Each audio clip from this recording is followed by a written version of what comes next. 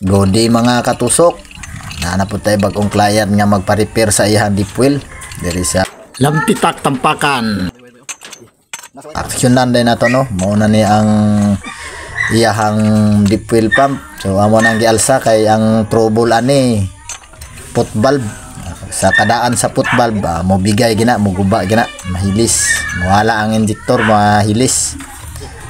Mauna na amahang gi-repair ang kan ni madam. Madam, mauna ning guba sa imuhang kan.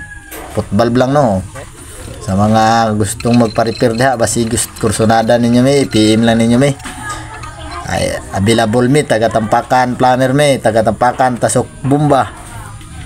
Anytime, anywhere.